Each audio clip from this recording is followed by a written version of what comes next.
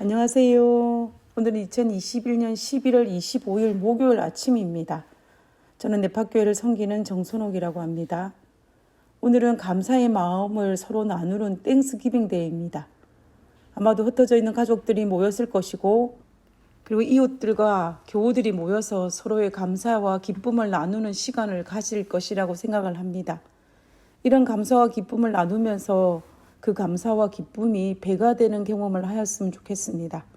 그리고 서로의 신앙을 격려하고 독려하면서 새로운 결심을 할 수 있는 계기가 되었으면 좋겠습니다. 부디 행복하고 좋은 시간 보내시고 하나님 안에서 감사와 기쁨을 나누는 그러한 시간이 되었기를 간절히 바랍니다. 그러면 이제 기도드리고 오늘 내용을 살펴보도록 하겠습니다. 기도하겠습니다. 하늘에 계신 하나님, 저희들에게 땡스기빙이라는 좋은 시간을 주셔서 감사합니다.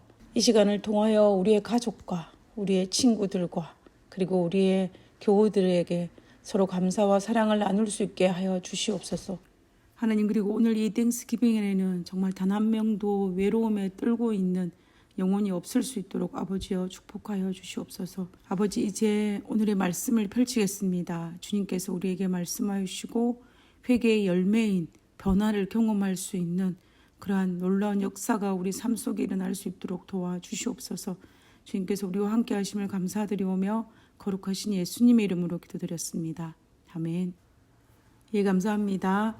오늘은 2021년 제4기 신명기 속의 현대 진리인 제9과 그들의 마음을 돌이키라 해서 목요일입니다. 목요일 소재의 제목은 회개하고 변화를 경험하라는 내용입니다. 우리가 이 내용을 살펴보기 전에 우리가 지난 한 주일 동안 살폈던 말씀을 간단하게 정리를 해보기를 원합니다. 하나님께서는 우리에게 선택의 자유를 절대로 강요하지 않으시고 우리에게 전적으로 맡기셨습니다. 그러나 예지력을 가지신 하나님께서는 이스라엘 백성들이 가나안 땅에 들어가며 몇 세대가 지나지 않아서 우상 숭배에 빠질 것을 미리 아시고 그럴 경우에 그들이 회개하고 하나님을 찾으며 다시 회복할 것이라고 약속하셨습니다. 그리고 회개할 때는 온 마음을 다하여 진심으로 회개하여 투수바 하나님께로 돌아오라고 호소하고 있는 것을 우리는 볼 수가 있었습니다. 우리가 만약에 회개하여 하나님께로 돌아가면 하나님께서는 우리를 다시 하나님의 백성으로 받아주실 것이고 또 하나님의 놀라운 축복을 허락하신다고 분명히 말씀하고 계십니다. 그러면 오늘은 이 한 주일 동안 회개에 대해서 살펴보았는데 그 회개가 어떤 열매로 맺히게 되는지를 살펴보게 될 회개하고 변화를 경험하라는 그 내용에 대해서 한번 살펴보기를 원합니다. 우리가 지금까지는 구약에 나와 있는 회개의 개념을 살펴보았다면 오늘 목요일 소재에서는 신약에서 가르치고 있는 회개의 개념을 소개하고 있습니다. 신약에 와서 제일 먼저 회개의 초청을 외친 사람은 당연히 침례 요한입니다. 마태복음 3장 2절에 보면 회개하라 천국이 가까이 왔느니라 라고 외쳤습니다. 우리가 알다시피 침례 요한의 사명은 선지 엘리야의 사명이었습니다.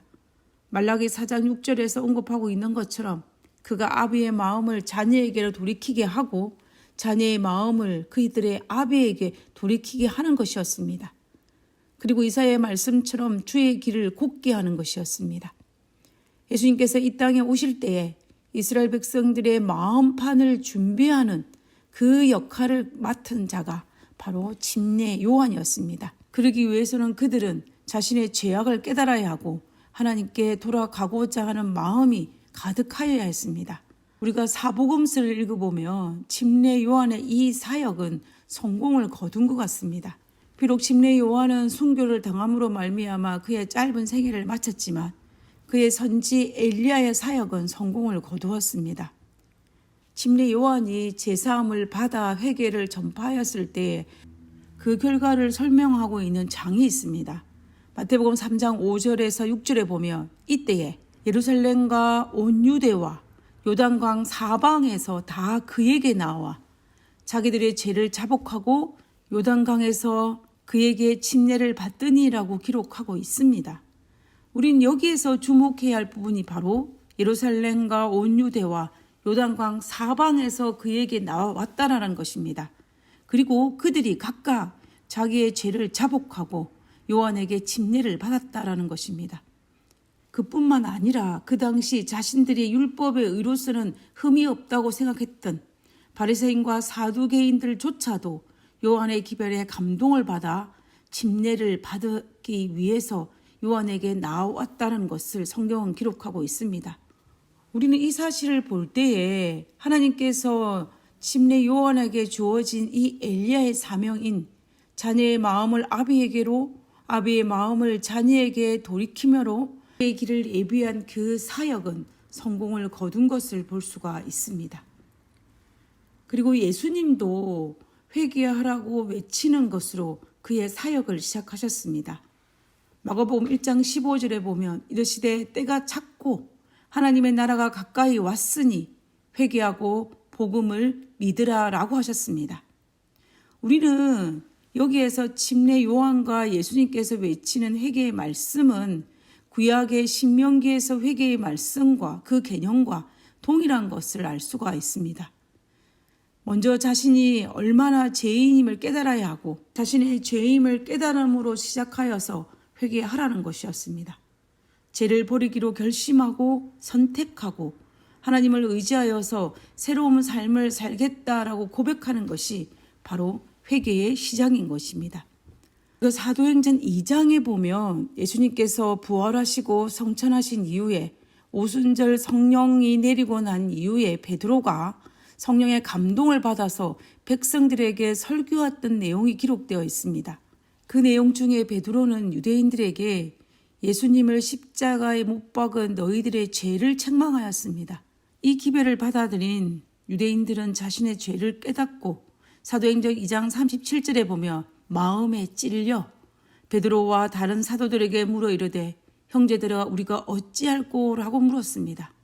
우리는 이 부분에서 유대인들은 베드로의 설교를 통하여서 자신들이 예수님을 십자가에 못 박았다라고 인정하고 그로 말미암아 자신의 죄를 깨달음으로 그의 마음에 찔림을 받았다라고 기록하고 있는 것입니다. 죄를 범한 사람들이 하나님과 다시금 올바른 관계를 맺기 위해서 해야 할 첫 번째 단계는 바로 죄를 깨닫고 찔림을 받는 것입니다. 이것이 바로 회개의 첫 단계입니다. 그때 베드로가 무엇이라고 대답하냐 하면 사도행전 2장 38절에 베드로가 이르되 너희가 회개하여 각각 예수 그리스도의 이름으로 침례를 받고 제사함을 받으라. 그리하면 성령을 선물로 받으리라고 말하고 있습니다. 우리는 이 성경 말씀에 주목해야 합니다. 회개하여 침례를 받고 침례를 받아 제사함을 받으라는 것입니다. 그리하면 성령을 받는다라고 베드로가 설명하고 있습니다. 우리가 이것을 단계별로 살펴보면 처음은 회개요. 두 번째는 침례요. 세 번째는 제사함이요. 그리고 네 번째는 성령의 침례입니다. 그러므로 회개의 최종적인 열매는 바로 성령의 침례입니다. 성령의 침례를 받으면 성령을 받으면 성령과 동행하는 삶을 사는 그 결과는 바로 우리의 삶의 변화를 경험하는 것입니다. 결국 우리 삶에 성령으로 말미암아 변화의 결매를 맺으면 우리가 참된 회개를 했는지를 알 수 있는 것입니다. 열매를 보고 그 시작을 분별할 수 있는 것입니다. 제가 캘리포니아로 이사 온 뒤에 뒷뜰에 텃밭을 만들고 씨를 뿌려 농사를 짓기 시작하였습니다. 그런데 저희 집 냉동고의 제일 깊은 곳에는 10년도 더 된 제가 펜실베니아에서 가지고 온 씨앗 봉지들이 있었습니다. 아리조나에서 10년을 사는 동안 텃밭 가꾸는 일이 여의치가 않아서 씨앗을 그대로 냉동실에 넣어두고 묻혀뒀던 그 씨들을 제가 이곳 캘리포니아로 이사 오면서도 그것을 가져왔습니다. 그래서 드디어 텃밭을 만들고 그 씨들을 파종하는데 문제가 발생하였습니다. 문제는 무엇이었느냐 하면은 어떤 씨는 봉지에다가 이름을 적어 두어서 그 씨가 어떤 씨인지를 알 수가 있는데 그런데 어떤 봉지는 오랜 시간이 걸려서 이름이 지어졌거나 없는 것도 있었습니다. 제가 아무리 농부의 딸이라 할지라도 도대체 이 씨가 어떤 씨인지를 분간할 수가 없었습니다. 그래서 일단 씨를 뿌려보기로 하였습니다. 정말 몇 날이 지나서 싹이 트기 시작하였습니다. 싹이 트고 자라서 연한 잎을 내기 시작하니까 이 씨앗이 무슨 씨앗인지 분간할 수가 있었습니다. 왜냐하면 씨 속에 숨겨져 있는 본래의 모습이 드러나기 시작한 것이었습니다. 그래서 이 씨가 쑥갓씨인지 아니면 비트씨인지를 분간할 수 있게 되었습니다. 이와 마찬가지로 우리가 그리스도인으로 살면서 수없이 들었던 이 회개라는 그 명령에 우리가 얼마나 참된 회개를 하고 있는지 알 수 있는 비결은 바로 그 회개의 열매를 보면 알 수가 있습니다. 마치 싹에 트고 자라며 무슨 씨인지를 분간할 수 있는 것처럼 우리의 삶이 변하고 그분의 능력이 내 삶 속에서 경험되어지는 삶의 열매가 맺히게 되면 우리의 회개가 참된 회개인지를 분별할 수 있게 되는 것입니다.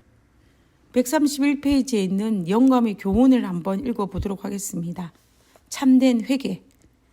계획에 따르지 않는 회개는 참된 회개가 아니다. 그리스도의 의는 자복하지 않고 버리지 않은 죄를 덮는 외투가 아니다. 품성을 변화시키고 행동을 제어하는 것이 생애의 원칙이다. 거룩함이란 하나님께 전체를 바치는 것이며 마음속에 있는 하늘의 원칙에 마음과 생애를 완전히 복종하는 것이다 라고 소개하고 있습니다. 우리가 여기서도 알 수 있는 것처럼 분명히 우리의 삶의 변화, 계획이 따르지 않는 회개는 참된 회개가 아니라는 것입니다. 회개의 열매인 우리 삶의 변화와 그분의 능력이 우리의 삶 속에 드러나지 아니하면 참된 회개가 아니라고 볼 수 있습니다. 저는 개인적으로 하나님을 믿는 신앙의 연수가 한 해 두 해 쌓일 때마다 참으로 부담스러운 것은 사실입니다. 그것은 아직도 내 삶 속에서 악의 흔적들이 넘친다는 것입니다. 아직도 변화되지 않는 내 삶의 모습을 보면서 저는 때로는 참으로 절망합니다. 그리고 어떤 경우에는 더 무서운 것은 변화되지 않는 나의 삶의 모습에 절망하다가 그냥 포기하고 그 변화되지 않는 내 모습도 내 삶의 일부로 여기고 점점 그 부담감에 줄어들어 가는 내 모습을 볼 때 스스로 섬찟 놀라기도 한다는 것입니다. 어쩌면 우리가 그리스도인으로 이 땅에 살아간다는 것은 참된 회개와 회개의 열매인 내 삶의 개혁, 변화를 위해 평생 동안 투쟁하는 것이 아닐까라는 생각을 해보게 됩니다. 우리가 이 투쟁을 멈출 때가 문제이지 투쟁을 하고 있는 동안에는 가능성이 있기 때문에 하나님께서 우리와 함께 하시기 때문에 문제될 것이 없습니다.